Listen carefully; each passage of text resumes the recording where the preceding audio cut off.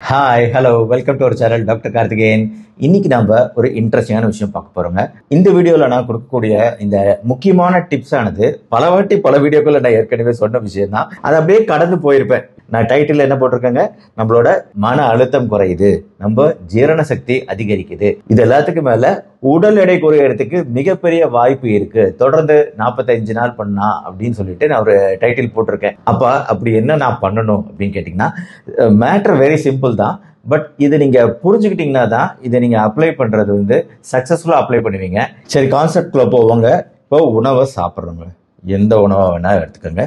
இந்த உணவை நம்ம வாயில மென்னு கடிச்சு முழுங்கிறோம். நம்ம உடம்புக்குள்ள போகக்கூடிய எல்லா விஷயங்களுக்குமான நுழைவாயில் அப்படின்னு சொல்லலாம் நம்ம வாய்ப்பகுதியை. இப்படி நம்ம மென்று முழுங்கக்கூடிய அந்த உணவு அப்படிங்கிறது அப்படியே கீழே வருது நம்ம வயிற்று பகுதி போகுது, குடல் பகுதிக்கு போகுது.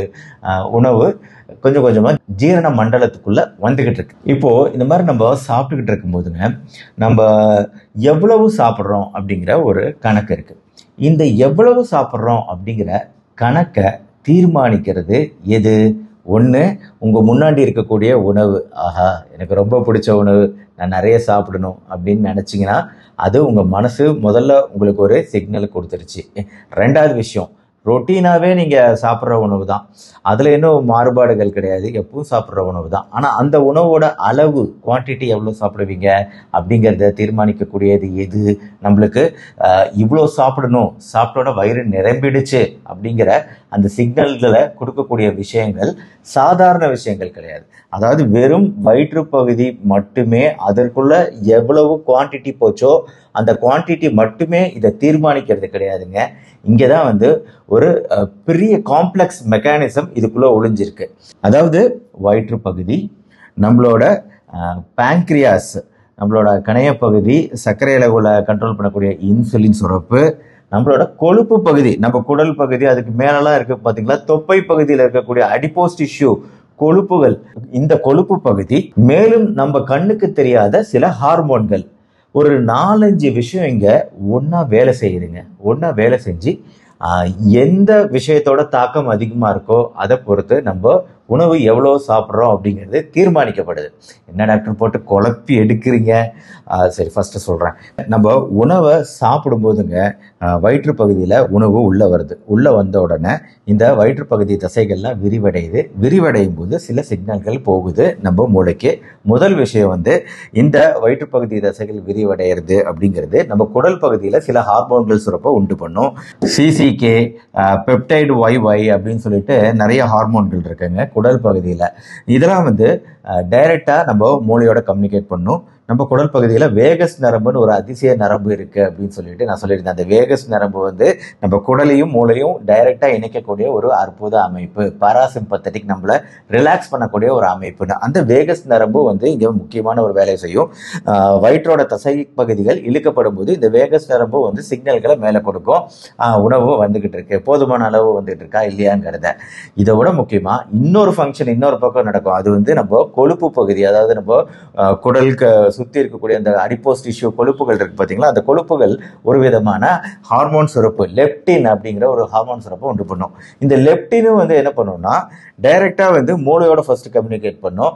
நம்ம உடலுக்கு தேவையான அளவு, போதுமான அளவு ஊட்டச்சத்து இருக்கா, போதுமான அளவு கலோரிகள் இருக்கா, கலோரிகள் குறைவா இருக்கு அப்படின்னா உடனே அது லெப்டின் தெரியப்படுத்தும். அதே மாதிரி லெப்டின் டைரக்டா இங்க சிசிகே, பிபி, ஒய் அப்படிங்கிற இந்த ஹார்மோன்களையும் தூண்டி ஜீரணம் நல்லா நடந்திருக்கு, நல்லா உணவு உள்ள வந்திருக்கு, நல்லா பசி ஆறி ஆயிடுச்சு, நல்லா பசி போயிடுச்சு, போதும் உணவு அப்படிங்கிற சிக்னல்களை கொடுக்கும். மேலும் இந்த லெப்டின் மூளையோட கம்யூனிகேட் பண்ணி டோபமைனையும் சுரக்க வைக்கும். சந்தோஷ ஹார்மோன் டோபமைன் சுரந்துச்சு அப்படின்னால நம்மளுக்கு பசி உடனே கட்டுப்பட்டுரும். எப்போ நம்ம சந்தோஷமா இருக்குமோ அப்போ நம்மளுக்கு பசி எடுக்காத மாதிரியே இருக்கும். ஆஹா, அந்த சந்தோஷ மனநிலையிலே இருக்கணும்னு தோணும்ல, அந்த மாதிரி.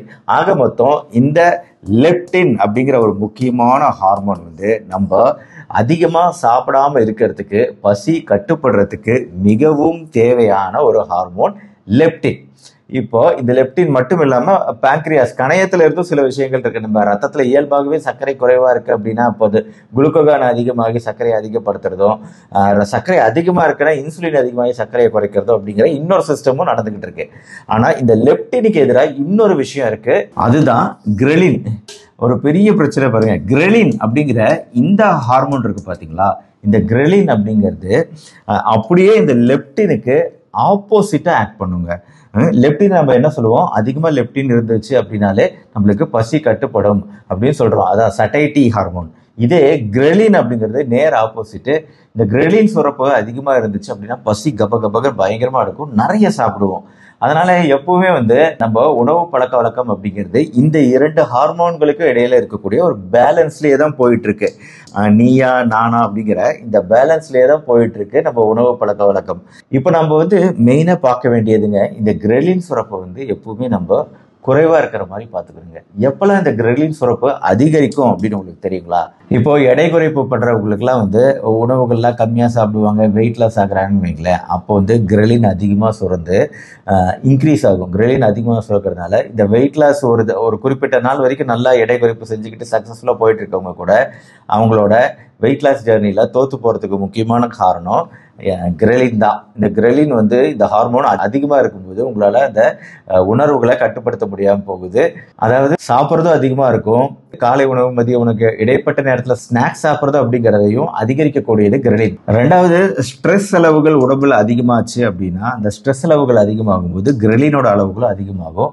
எப்பெல்லாம் நம்ம மன அழுத்தத்துக்கு உள்ளாகிறோமோ, கோபமோ, அப்புறம் எல்லா பிரச்சனைகளோ, இந்த மாதிரி சமயத்துலலாம் நம்ம நல்லா சாப்பிடணும், ஒரு கட்டு கட்டணும், ஃபுல் மீல்ஸ் சாப்பிடணும் அப்படின்னு நினைக்கிறோம்னா அதுக்கு கிரெலினும் ஒரு முக்கிய காரணம்.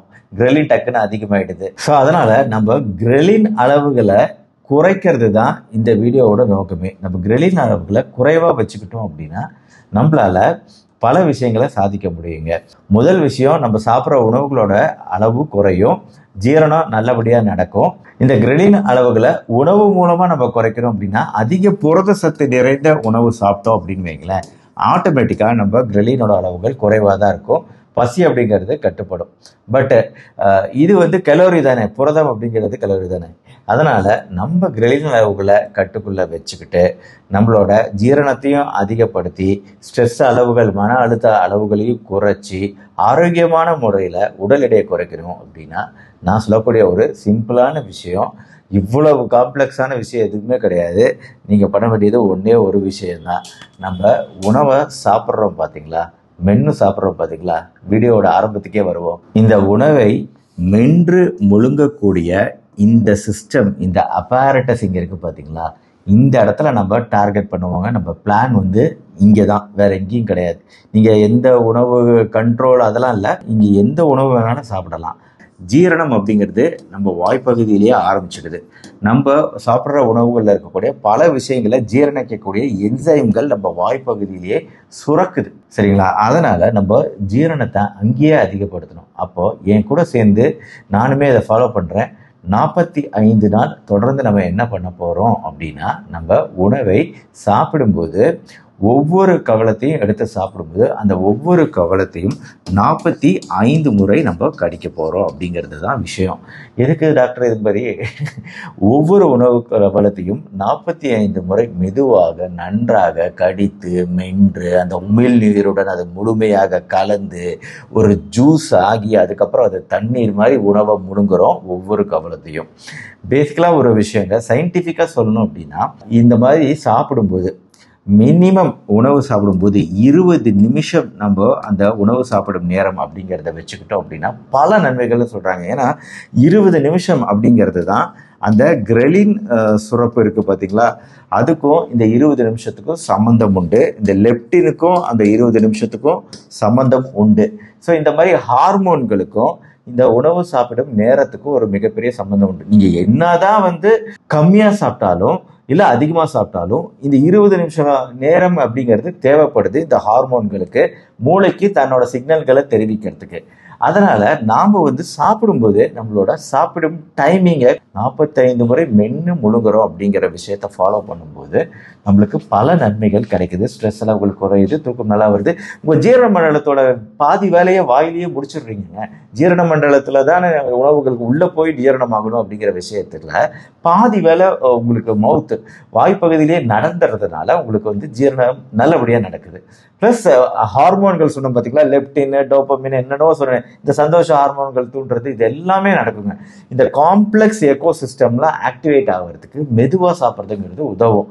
டெய்லி காலை, மதியம், இரவு அந்த 3 வேளை உணவுகள் அப்போ நம்ம இந்த டெக்னிக்கை ஃபாலோ பண்ணுவோம். எந்த உணவு கவலமாக இருந்தாலும் அதை நல்லா மென்று 45 முறை மென்று அதுக்கப்புறம் அதை முழுங்குறது அப்படிங்கிற ஒரு விஷயத்தை மட்டும் ஃபாலோ பண்ணி பாருங்களேன். 45 நாளுக்கு இதில் உங்களே அறியாமல் பல விஷயங்கள் நடக்கும். ஒன்று, வாய் வலிக்கும்.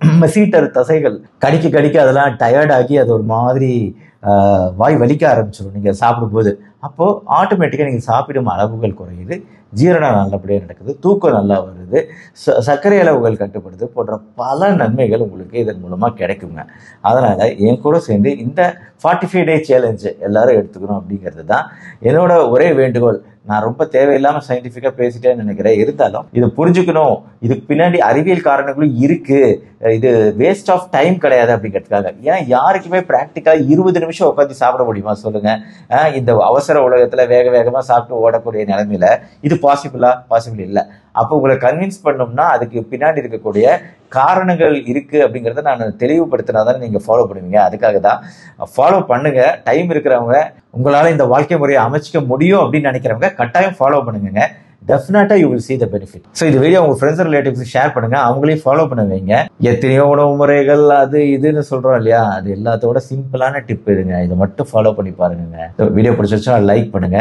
நம்ம சேனல் டாக்டர் கார்த்திகேயன் இப்போதான் புதுசா ஒருத்தர் பாக்குறீங்க அப்படின்னா சப்ஸ்கிரைப் பண்ணிக்கோங்க. மறுபடியும் நாளைக்கு பார்ப்போம். நன்றி, வணக்கம்.